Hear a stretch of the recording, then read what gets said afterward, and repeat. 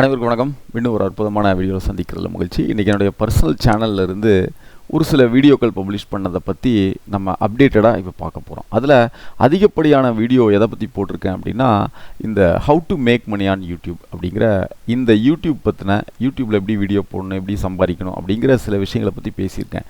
இன்றைக்கி இந்த வீடியோவில் அதை பற்றி இன்னொரு அப்டேட் தான் நம்ம பார்க்க போகிறோம். எனக்கு யூடியூப் பற்றி தெரியும். இப்போ யூடியூப்பில் வீடியோ போட்டால் பணம் வருதுன்றாங்க.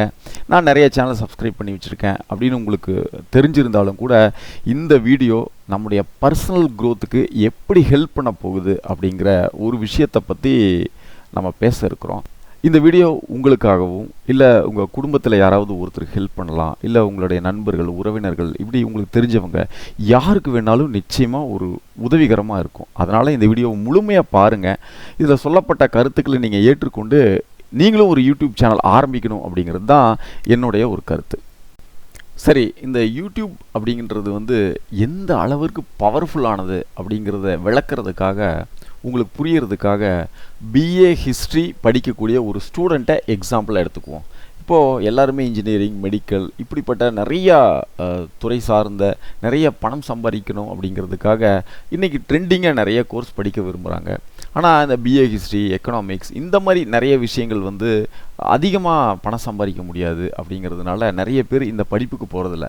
ஒருத்தர் பிஏ ஹிஸ்ட்ரியை படிக்க விரும்புகிறார் அப்படின்னு சொன்னால் அவர் இந்த யூடியூப்பில் ஒரு சில மெத்தடாலஜி ஃபாலோ பண்ணும் பொழுது மற்ற எல்லா துறைகளையும் விட அதிகமான வருமான வாய்ப்புக்கு இது ஹெல்ப் பண்ணும். அது முதல் விஷயம்.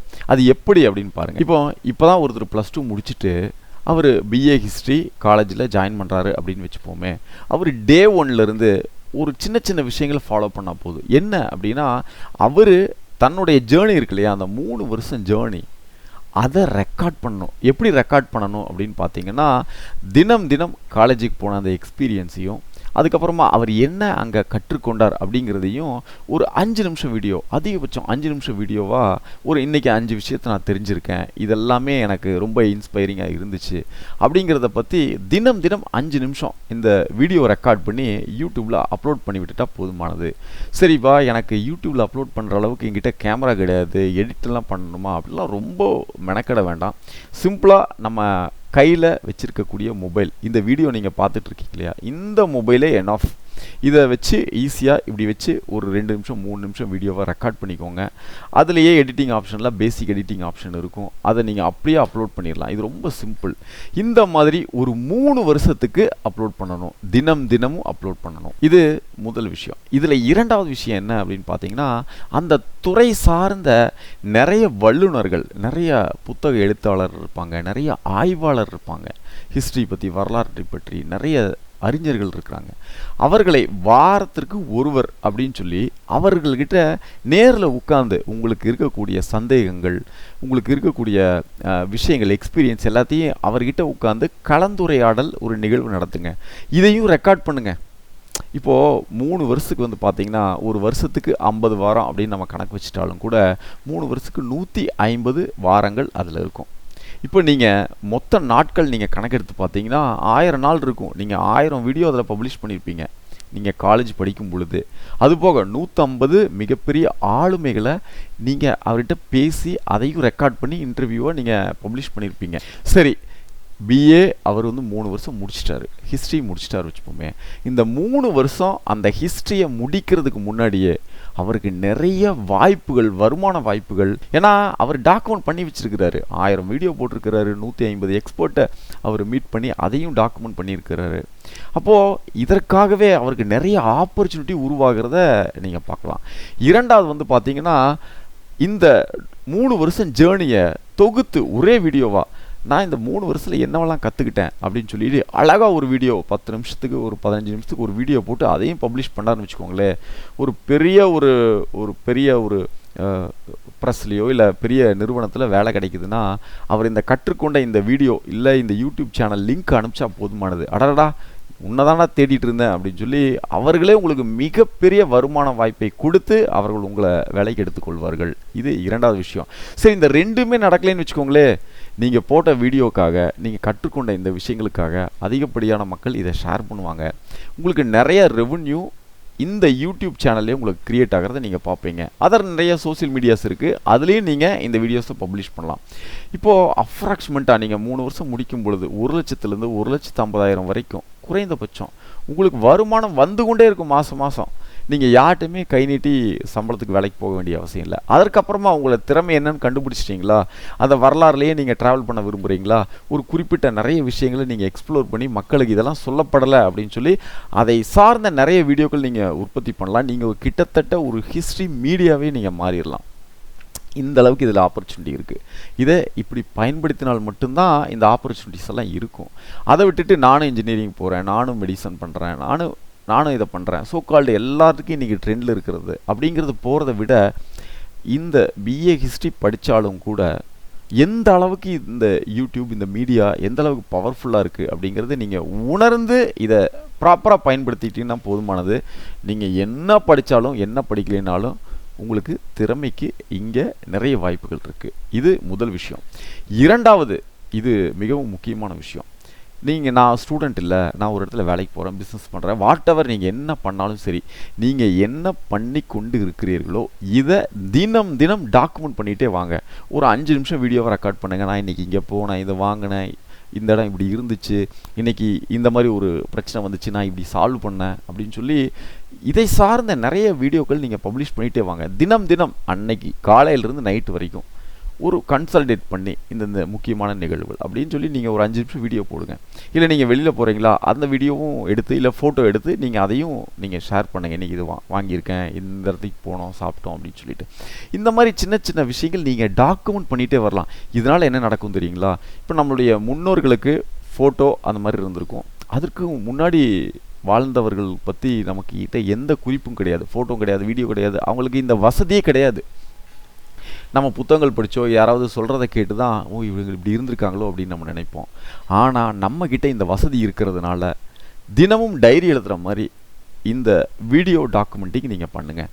இதனால் என்ன நடக்கும்னு பாருங்களேன். பிற்காலத்தில் இன்னும் 20 வருஷம் 30 வருஷம் 50 வருஷம் கழித்து உங்களுடைய பேரம் பேத்தி அந்த மாதிரி வரும் பொழுது, அடடா இவங்க இங்கெல்லாம் போயிருக்காங்க, அப்போது எங்கள் தாத்தா பாட்டி யங் ஏஜில் இப்படி தான் இருந்திருக்காங்க, அவங்களோட லைஃப் ஸ்டைல் இப்படி தான் இருந்திருக்கு, ட்ரெஸ்ஸிங் சென்ஸ் இப்படி தான் இருந்திருக்கு, அவர்கள் பர்ச்சேஸ் பண்ண இடம் இப்படி தான் இருந்திருக்கு அப்படின்னு சொல்லி நிறைய விஷயங்கள் தகவல்களை அவங்க மூவி வடிவில் பார்ப்பதற்கு இந்த டாக்குமெண்ட் ஹெல்ப் பண்ணும். இது முதல் விஷயம். இரண்டாவது பார்த்தீங்கன்னா, நீங்கள் ஃபஸ்ட்டு வீடியோ போட்டிருப்பீங்க இல்லையா, அப்போ தயங்கி இது பண்ணலாமா வேண்டாமா, நிறைய இடங்களில் ஸ்பீச்சில் நிறைய கேப் இருக்கும், அதெல்லாத்தையும் நீங்கள் ரெக்கார்ட் பண்ணியிருப்பீங்க. ஒரு 100 வீடியோ 200 வீடியோ 300 வீடியோ போடும் பொழுது அந்த ஃபஸ்ட்டு வீடியோக்கும் அந்த கடைசி வீடியோக்கும் நிறைய சேஞ்சஸ் இருக்கும். எதனால் சேஞ்சஸ் இருக்கும் தெரியுமா, உங்களுக்கு பழக்கமாக இருக்கும், நிறையா கம்யூனிகேஷன் ஸ்கில்லை நீங்கள் டெவலப் பண்ணியிருப்பீங்க, உங்களுக்கு தெரியாமலே நீங்கள் டெவலப் பண்ணியிருப்பீங்க. அதே போக வீடியோ பார்த்தாலே கேமரா பார்த்தாலே பயமாக இருக்கும், அந்த ஃபியர் எல்லாமே போயிருக்கும். நிறையா பொதுமக்கள்கிட்ட இயல்பாக நீங்கள் பேசுவீங்க, உங்களுடைய எண்ணங்களை இயல்பாக நீங்கள் வெளிப்படுத்துவீங்க. இப்படி நிறைய விஷயங்களுக்கு அது நிச்சயம் ஹெல்ப் பண்ணும். இதுதான் இந்த பர்சனல் டெவலப்மெண்ட்டில் ஒரு முக்கியமான ஏரியா. பர்சனல் க்ரோத்துக்கு இந்த டூல் மிக முக்கியமாக செயல்படும். உங்களுடைய திறமை என்ன அப்படிங்கிறது இங்கே வெளிப்பட்டு விடும். நீங்கள் ரெக்கார்டு தான் பண்ணுறீங்க, ஒரு டாக்குமெண்ட் தான் பண்ணுறீங்க, ஆனால் ஏதாவது ஒரு விஷயம், ஏதாவது ஒரு வீடியோ மக்களால் விரும்பப்பட்டு நிறைய பேர் அதை ஷேர் பண்ணியிருப்பாங்க, பார்த்துருப்பாங்க, அதுதான் உங்களுடைய திறமையாக கூட இருந்திருக்கலாம், நம்மளுக்கு தெரியாது. உங்களுடைய திறமைக்கோ இல்லை அதை சார்ந்து ஏதாவது ஆப்பர்ச்சுனிட்டிஸ் வருமான வாய்ப்பு உங்களுக்கு கிடைப்பதற்கு அதிகமான வாய்ப்பு இருக்குது. ஏனென்றால் நீங்கள் எதை பண்ணாலும் அதை ரெக்கார்டாக பண்ணி வச்சுருக்கீங்க, பப்ளிக் டொமைனில் நீங்கள் இருக்கீங்க. அப்படிங்கும் பொழுது இது ஈஸியாக எல்லாத்தினாலையும் ஆக்சஸ் பண்ண முடியும். சரி இவங்ககிட்ட இதை கொடுத்து பார்ப்போமே அப்படின்னு சொல்லி ஏதாவது ஒரு வாய்ப்புகள் உருவாகலாம். உங்களை நீங்கள் அனலைஸ் பண்ணி பெட்டர் பண்ணிட்டு வர்றதை நீங்களே அதை கண்கூட நீங்கள் பார்க்கலாம். இந்த மாதிரி பண்ணிட்டு வர்றதுனால நம்மளுடைய பர்சனல் க்ரோத்து இது அபரிமிதமாக ஒரு வளர்வதற்கு இது ஹெல்ப் பண்ணும். இந்த மாதிரி நிறைய விஷயங்கள் நடக்கும். சரி 2-3 விஷயங்கள் நீங்கள் பண்ணாமல் இருந்தால் நல்லது. அதில் என்னென்னா, இந்த ஹேட் ஸ்பீச், மற்றவங்கள் மனசு இல்லை மற்றவங்க மனசையோ மற்றவர்கள் நம்பிக்கையோ புண்படுத்துகிற விதமாக எதையுமே நீங்கள் பேச வேண்டிய அவசியம் கிடையாது. அப்படி பேசுனீங்கன்னா அது நல்லாவும் இருக்காது. இங்கே முழுமையாக நீங்கள் என்ன பண்ண போகிறீங்கன்னா, உங்களுடைய டாக்குமெண்ட், நீங்கள் எந்த அளவுக்கு வளர்றீங்க, என்ன கற்றுக்கிட்டு இருக்கீங்க, என்ன அன்னைக்கு பண்ணீங்க அப்படிங்கிறது தான் இருக்கணுமே தவிர, இவர் இன்னைக்கு பண்ணார் அதுக்கு நான் ரிப்ளை கொடுக்குறேன் அப்போல்லாம் நீங்கள் எதையுமே செய்ய தேவையில்லை. இன்னொரு மிக முக்கியமான விஷயம் என்னென்னா, எந்த வீடியோவுமே எந்த டாக்குமெண்ட்டையுமே ஒரு அதிகமாக வியூஸ் வரணும் அப்படிங்கிற காரணத்துக்காக பண்ணவே கூடாது. இது இரண்டாவது விஷயம்.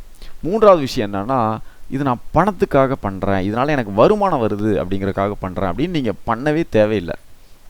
முழுக்க முழுக்க உங்களை நீங்கள் பார்க்குறீங்க, எப்படி இருந்திருக்கீங்க, எப்படி வளர்ந்துருக்கீங்க, என்னவெல்லாம் தெரிஞ்சிருக்கீங்க, என்னவெல்லாம் அப்ளை பண்ணியிருக்கீங்க, எதெல்லாம் தோற்றுருக்கீங்க, எதெல்லாம் ஜெயிச்சிருக்கீங்க இப்படின்னு முழுமையாக உங்களை எக்ஸ்பீரியன்ஸ் பண்ணி பார்க்குற ஒரு டாக்குமெண்ட்டாக தான் இது நீங்கள் வைத்திருக்க வேண்டும். இது எல்லாமே உங்களுடைய டெவலப்மெண்ட்டுக்கு இது நிச்சயமாக ஹெல்ப் பண்ணும். சரி, இதை தாண்டி இன்னும் நிறைய விஷயங்கள் இருக்குது. ஷார்ட்ஸ் க்ரியேட் பண்ணுறது, அதுக்கப்புறம் வந்து பார்த்திங்கன்னா வருமானத்துக்காக எப்படி யூடியூப்பை பயன்படுத்துறது, நான் ஒரு பிஸ்னஸ் பண்ணுறேன் அதை எப்படி டெவலப் பண்ணுறதுக்காக யூடியூப்பை பயன்படுத்துறது, இப்படி நிறைய விஷயங்களுக்காக யூடியூப்பை பயன்படுத்தலாம்.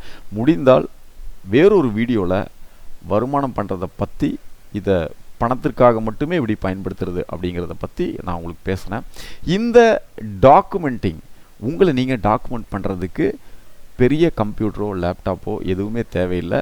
நான் முன்னாடி சொன்ன மாதிரி உங்ககிட்ட இந்த வீடியோவை பார்த்து கொண்டிருக்கும் அந்த ஸ்மார்ட் ஃபோன் இல்லாட்டி லேப்டாப் போதுமானது. முடிஞ்சால் வாய்ஸ் கிளியராக ரெக்கார்ட் ஆகிறதுக்கு ஹெட்செட் யூஸ் பண்ணிக்கோங்க. அது மொபைலில் உங்கள்கிட்டயே இருக்கும். இல்லாட்டி ஒரு ஸ்டெடியாக ஒரு வைக்கிறதுக்காக ஒரு சின்னதாக ஒரு ட்ரைபாட் வாங்கிக்கோங்க. அதிகபட்சமாக ஒரு 500 ரூபா அந்த ரேஞ்சில் வரும். இது நிச்சயமாக உங்களுடைய வாழ்க்கையை மாற்றக்கூடிய ஒரு விஷயமா இருக்கும். ஆனால் நீங்கள் தினம் தினம் என்ன நடந்திருக்கு அப்படிங்கிறத நீங்கள் பதிவேற்றம் செய்து கொண்டே வர வேண்டும். இன்னொரு முக்கியமான ஒரு விஷயம், இதில் ப்ரைவசி நீங்கள் கருத்தில் கொள்ள வேண்டும். ஏன்னா நீங்கள் பப்ளிக் டொமைனில் இருக்கிறதுனால நீங்கள் ஃபோட்டோ, வீடியோ இல்லை குழந்தைகள்கிட்ட இருக்கக்கூடிய விஷயங்களில் ஷேர் பண்ணும்பொழுது கொஞ்சம் கவனமாக இருந்தீர்கள் போதுமானது. சரி, இந்த விஷயத்தை நீங்கள் பயன்படுத்தி யூடியூப் சேனல் ஆரம்பிக்கிறீங்களா இல்லையா, இதனால் என்ன நடக்க போகுது அப்படிங்கிறதையும் ஏதாவது சந்தேகம் இருந்தால் நீங்கள் கமெண்ட்டில் டைப் பண்ணுங்கள்.